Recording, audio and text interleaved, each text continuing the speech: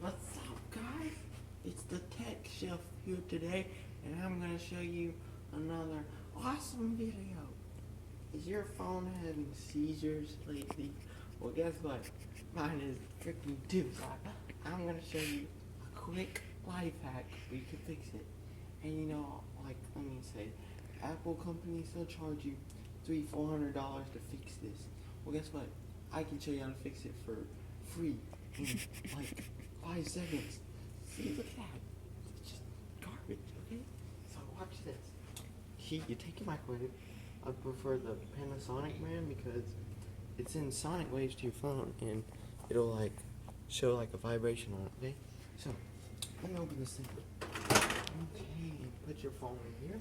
I prefer the screen up because that's what you want, okay? So, let's get to cooking. Okay, put on popcorn mode and put that thing in power drive. Not working.